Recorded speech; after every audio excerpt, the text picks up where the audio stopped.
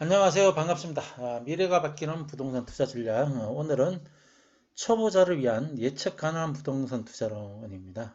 초보자들이 부동산 투자를 할 때 어떤 방법으로 접근을 해야 될지 굉장히 이제 처음 투자하신 분들은 그 방법을 몰라가지고 있는데 제가 오늘 말씀드리는 이 단계별 투자 전략을 잘 활용을 하시면 부동산 투자도 굉장히 쉽게 접근할 수가 있고 또 성공적인 투자 수익을 얻을 수 있는 그런 투자 접근 방법이 됩니다. 총 3단계로 나눌 수가 있는데 첫 단계는 이제 자금 확보를 하는 방법. 자금 확보를 할 때 이 부분에 대해서는 이제 현금 비중 대비해서 대출의 비중을 얼마만큼 할 것인지, 그다음에 자금에 따라 가지고 어떤 부동산을 투자할 것인지, 투자를 할 때는 어떤 목적성을 가지고 투자할 것인지 이 세 가지를 이제 결정을 해야 되겠죠. 그 다음에는 투자 종목도 정해지고 투자에 대한 목적성도 정해지고 그다음에 이제 그에 맞는 자금 확보도 이루어졌다고 한다면 어느 도시에 있는 어느 지역의 물건을 투자할 것인가를 결정을 해야 되는데 여기에 관련된 부분에 대해서는 이제 정보 수집을 해야 되고 이 정보 수집을 바탕으로 해서 투자 도시를 이제 선정을 하게 됩니다. 그리고 투자 도시하고 지역을 선정을 했다고 한다면은 개별 부동산에 대한 가치 분석을 해야 된다는 거죠.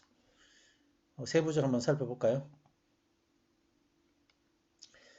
자, 이제 투자 종목의 선택하고 이제 목적성 이 두 가지를 한번 선택을 한번 해보도록 하겠습니다.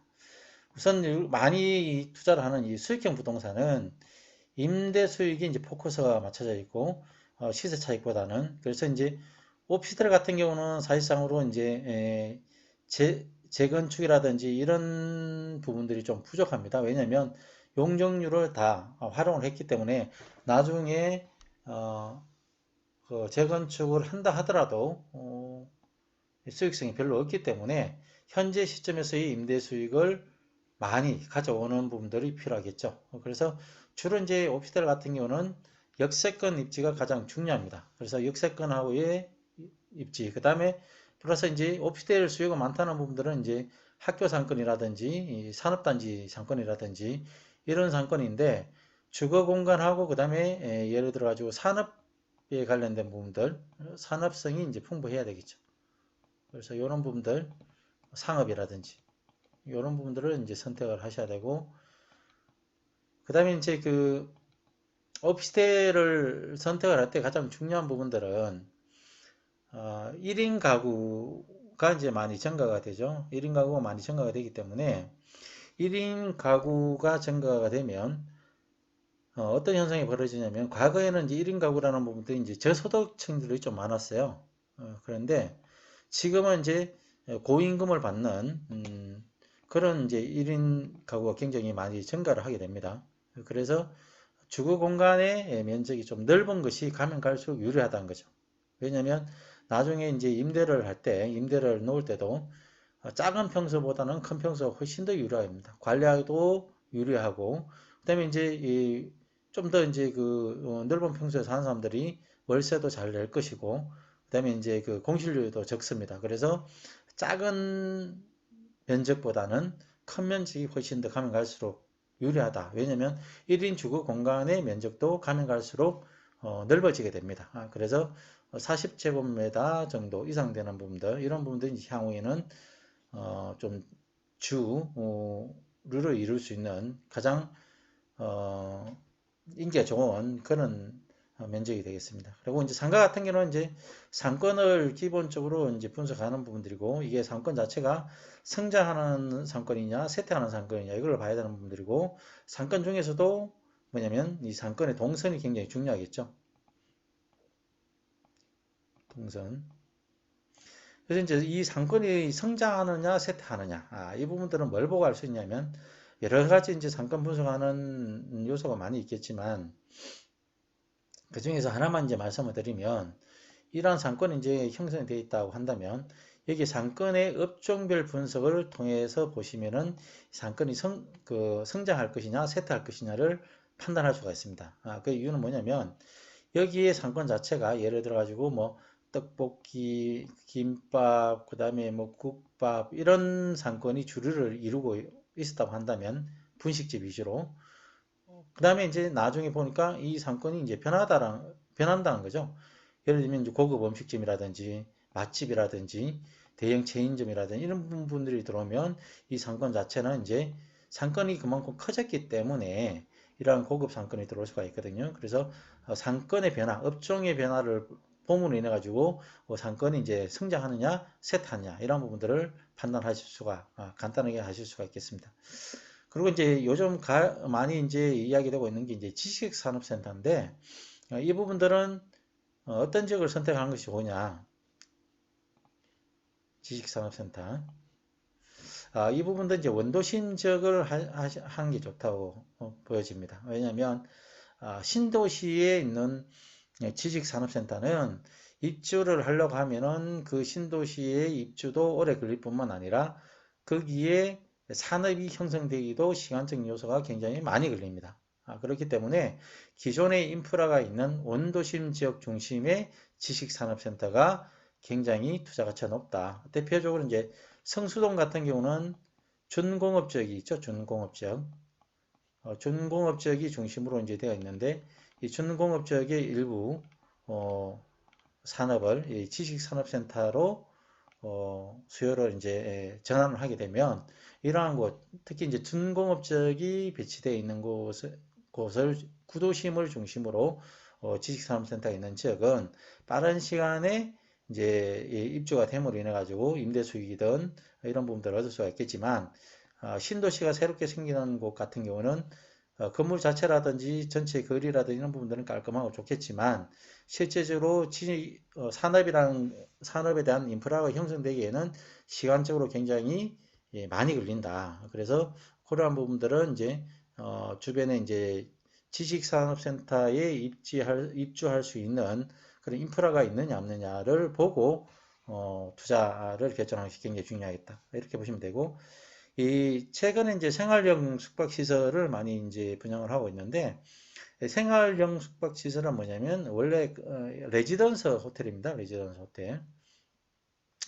레지던스 호텔이라는 부분들은 뭐냐면 이제 그 외국의 바이어들이 와가지고 그 장기간 숙박을 하는 그런 부분들인데 이러한 부분들이 이제 관광용으로도 이제 그 관광형 이제 호텔도 많이 이제 생활형 숙박시설 하는데 이 부분들은 뭐냐면 꾸준하게 이제 수요가 있어야지만이 공실률이 없고 꾸준하게 수요가 있어야지만이 어떤 일정한 임대 수익을 올릴 수가 있는데 이게 이제 사계절 중에 뭐 한 두 달 정도만 하고 두 달 정도는 이제 그 수요가 별로 없다라고 하면 전체 에버리지를 하면 임대 수익이 그렇게 많지 않다 이렇게 보시면 됩니다. 그래서 생활형 숙박시설의 투자 포인트는 이 마이스 산업 마이스 산업이 발전한 곳, 그러면 이제 원도심 지역에 많은 그 관광객들이 오는 사시사철 오는 그런 곳. 이 마이스 산업의 대표 주자가 어디냐면 이제 삼성동이죠. 삼성동 코엑스를 중심으로 한 마이스 산업. 일산에 이제 킨텍스를 중심으로 하는 부분들. 이렇게 이제 전시 관광 산업이 발전할 수 있는 곳은 외국의 바이어들이 항상 와서 장기 숙박을 하기 때문에 그에 관련된 수요가 굉장히 1년 내내 계절에 영향을 크게 받지 않고 고정적인 수익을 가져올 수가 있고 명동이라든지 이런 도심에 이제 관광객들이 지속적으로 오는 부분들 이러한 부분들은 이제 생활형 숙박시설이 굉장히 좋다. 그리고 이제 하나는 이제 이 운영사에 관련된 부분들 굉장히 중요합니다. 이 호텔을 개인이 운영하기는 굉장히 힘듭니다. 예를 들면 생활형 숙박시설을 하나 사가지고 개인이 임대로 놓는 것이 아니라 만약에 이제 자기 그 본인이 생활형 숙박시설을 사서 그 숙박업을 등록을 하고 하려고 하면 30호실인가 20호실인가 그 정도를 해야지만 이제 숙박시설에 관련된 그게 나옵니다. 허가가 나오기 때문에 대부분이 이제 한 개, 두 개 정도 이렇게 분양을 받아가지고 임대 수익을 얻으려고 하시는 분들은 이 운영사에다가 위탁 경영을 이렇게 맡기게 되는데 그럼 이 운영사가 어느 정도의 고객들을 관리를 하고 고객을 유치할 수 있느냐 하는 부분들 이 호텔 운영에 관한 영업 노하우가 있는 그런 운영사를 선택을 해야지만이 공실률 없이 높은 수익률을 올려줄 수 있다 이렇게 보시면 됩니다. 그래서 생활용 숙박시설은 사계절용, 그다음에 이제 마이스 산업이라든지 이 도심, 그다음에 이제 운영사의 운영 능력 이런 부분들을 중심으로 이제 판단을 하면 되겠습니다. 그다음에 이제 아파트 같은 경우는 이제 임대 수익보다는 이제 시세 차익을 이제 중심을 하죠. 그래서 이제 아파트의 이제 주거 목적도 있겠고, 그다음에 이제 시세 차익, 그다음에 이제 임대로 나와서 임대 수익도 이렇게 세 가지 목적으로 이제 투자를 하게 되는데, 대부분 이제 단지수도 굉장히 중요합니다.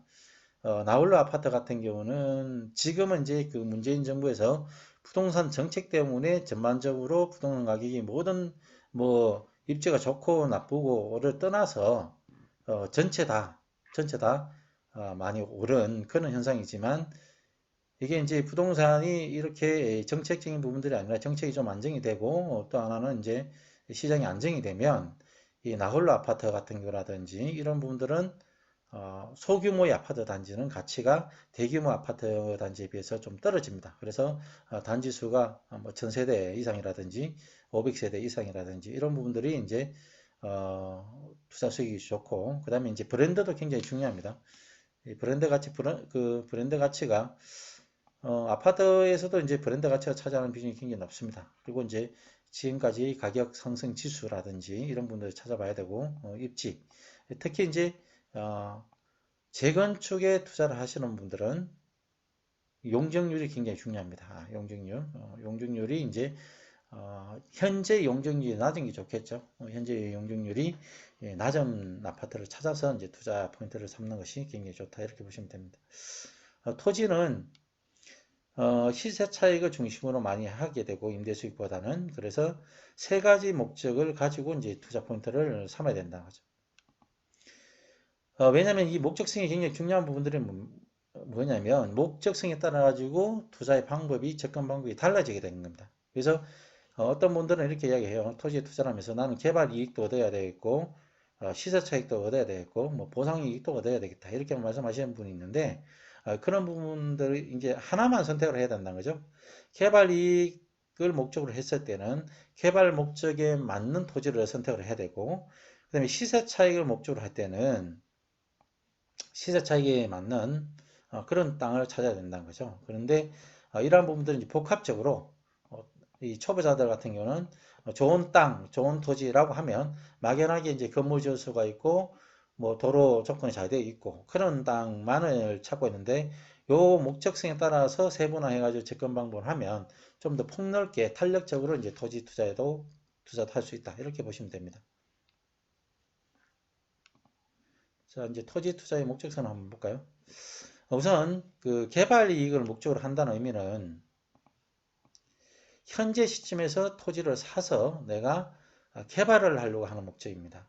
그래서 여기서는 토지에 따른 시세 차익보다는 개발을 통해서 분양을 한다든지 임대를 한다든지 이런 이익을 주 목적으로 하는 부분들이에요. 그러면 현재 시점에서의 토지의 행위 제한이 굉장히 중요하게 됩니다.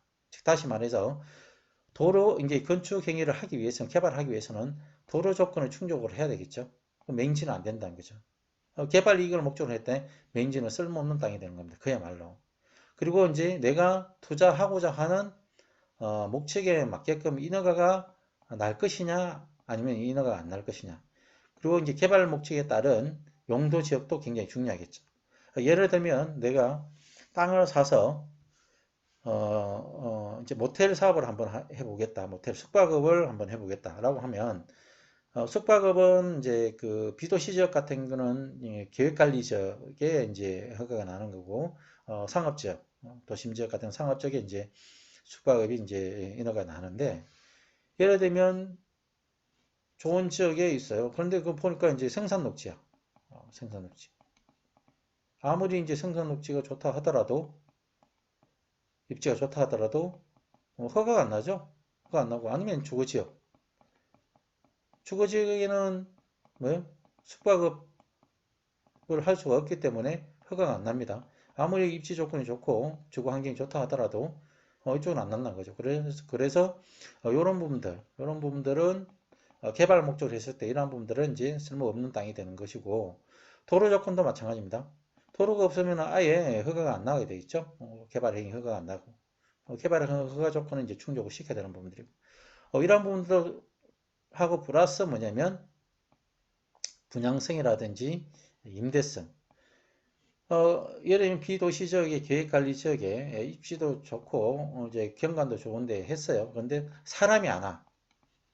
숙박을 하는데 건물은 지을 수 있지만 도로로 있고 인허가 요건도 충족을 했고 개발 목적에 맞는 용도 지역도 되어서 이제 멋있게 이제 모텔을 지어놨어요. 근데 사람들이 와야 되는데 사람들이 안 와. 또 쓸모없는 거죠. 그래서 이 개발 이익을 목적으로 할 때는 현재 시점에서의 행위 제한, 이게 굉장히 중요합니다. 그래서 이제 기본적으로 우리가 건축 행위를 하기 위해서는 도로 조건이라든지 인허가 조건이라든지 용도 지역에 관련된 부분들, 이러한 부분들 플러스 분양성, 그다음에 이제 임대성, 그다음에 이제 고객 확보성, 고객에 대한 확보성, 이런 부분들이 이제 중요하겠죠. 이런 땅을 찾아야 된다는 거죠. 두 번째는 이제 우리가 이제 일반 초보자들이 토지 투자라고 하면 가장 많이 하는 개발 목적보다는 시세 차익을 목적으로 많이 합니다. 시간의 차익이죠. 현재 시점이 있고 그 다음에 미래 시점이 있는데